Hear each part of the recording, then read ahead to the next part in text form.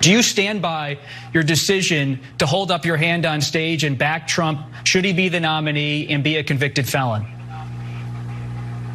Well, what you saw were candidates on that stage said that they would do exactly what they signed and pledged to do, which is support the Republican nominee. That's what we are saying. I don't think President Trump's going to be the nominee. I think it's going to be me. But I will tell you that any Republican is better than what Joe Biden and Kamala Harris are doing. We know that a vote for Joe Biden is a vote for President Kamala Harris.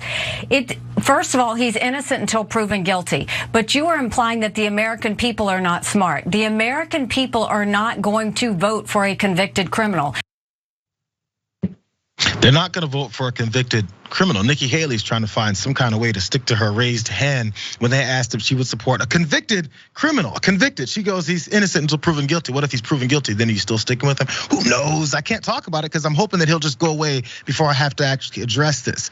Nikki Haley's approach continues to be that. And I think she actually would have a chance if she decides to go ahead and campaign against the guy that's whooping her. Still though, let's look at him whooping all of them, because this is still one of the latest polls here that's taken as who's leading in that Republican primary field. Donald Trump at 59%, and the next best there is Ron DeSantis at he's up to 35. They've moved up to Nikki Haley. Look, she's at 12. Good job. But still, that's where they've. I'm sorry, she's jumped up 12 more points, I believe is how that graph works. But she's looking to find this foothold, but still can't really say what she really thinks. By the way, though, 59% for Trump represents an 11-point gain for him since the last Wall Street Journal poll. That's what the details of that particular one are. And this might be the reason why. Because over 60% of poll respondents in the Wall Street Journal poll said that they saw Trump's indictments as political. 78% of the respondents believe Trump's conduct and attempts to overturn the election were legal. That's compared to 16% who thought that his actions were illegal. So you wonder who it is that they really talked to. Obviously, it was a bunch of Trump supporters because they haven't paid attention to what the indictments say. They haven't paid attention, apparently, to what Trump has been saying, because he's been looking to make himself look bad legally since all this started. But who cares? It's Donald Trump. Let's go ahead and try to back him up no matter what. Before we get to more of these numbers and details behind what this primary field is still shaping out to be, because who knows, right? Things are starting to change. Are you seeing this change actually mean something? Is Nikki Haley's approach making sense for her? Well, I mean, I remember Nikki Haley a couple of weeks ago saying that she would not support Donald Trump, that he should not be the nominee. So I get this as a sort of a dodge, right? I mean, Republicans are trying to have it both ways right now. Whether it's Chris Christie, whether it's Nikki Haley, whether it's Vivek Ramaswamy, they don't want to anger the MAGA crowd. So they're not going to say, well, yeah, of course we'll support the nominee, but they're also not willing to say that they embrace what Donald Trump did. They simply want to take a dodge and try to campaign on other issues because they don't want to torpedo their own campaign with the MAGA crowd should Donald Trump not have a chance to sort of be the nominee. So I sort of get that, but it is a little bit, it's a little bit confusing, and it's not exactly a profile in courage. And I think there's a certain authenticity that some Republicans are still looking for.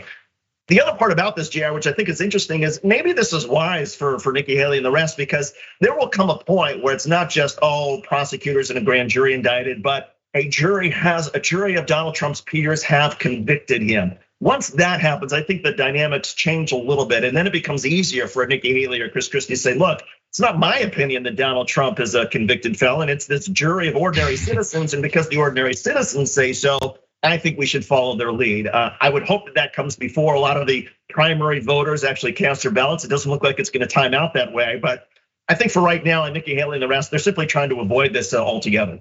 They're still trying to figure out exactly where this may fall out. Let's look at actually where they may see this happening too, because I guess a matchup between Biden and Trump 2.0 is still tighter than many people, I guess, that are supporting Biden would have thought. Let's look at this graph really fast. From 538. On that right side, the red line, if you guys can't see it clearly, is Trump's numbers versus Biden's blue. And they're talking about how close it is. That first one is they're even virtually at 46%.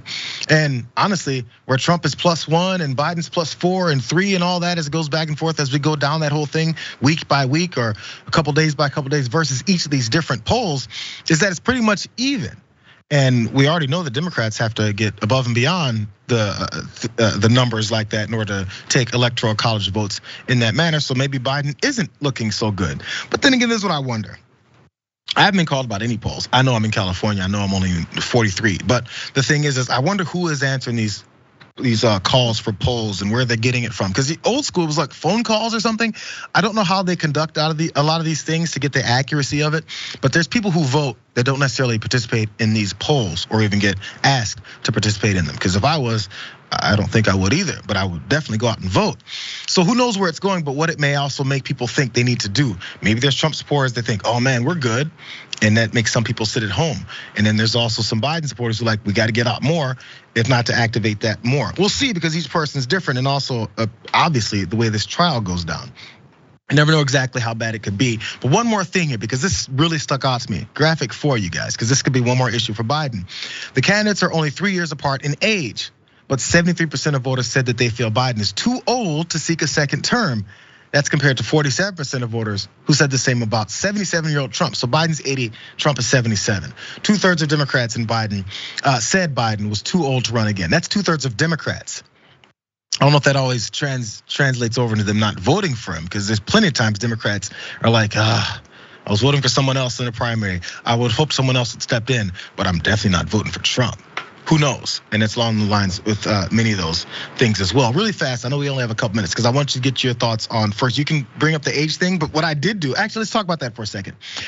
If you type in on a search engine, Google, I put Joe Biden, and the first suggestion was age, and it told me he was 80. I put in Donald Trump, it didn't tell me that same thing, but the first thing that comes out about Joe Biden is his age. He's 3 years older, that's different. But also, the Donald Trump stuff just doesn't go to that point. Maybe it's the first thing people are searching, maybe it's the first thing that people generally want to know.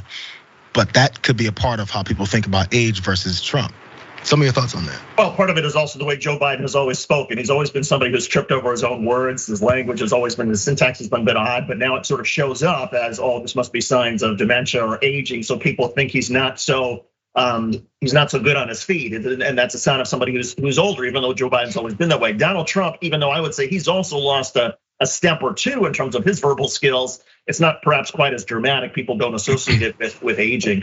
And frankly, look, Republicans have done a very good job, and Democrats also care about aging in the way that Republicans don't care about their aging or their criminality of their nominee. And so I think it's fine. Democrats, sure, they will pull if it's a vote against Donald Trump, they will pull the vote. They will pull the bar for a dead at Joe Biden if that's who's running against Donald Trump. So I think the Democrats will come home eventually, because this will be an anti-Trump vote if in fact Donald Trump is the nominee, no matter how old they think Joe Biden seems to be acting.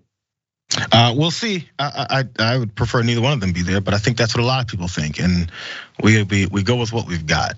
We'll see where this goes. If Donald Trump makes it that far, because of course the legal implications continue to pile. For more political news, breakdowns, interviews, stories of activism, and me trying my hardest to care about the occasional big celebrity news story, subscribe to our YouTube channel at youtube.com/The Damage Report. And you can ring the bell wherever it is so you don't miss anything.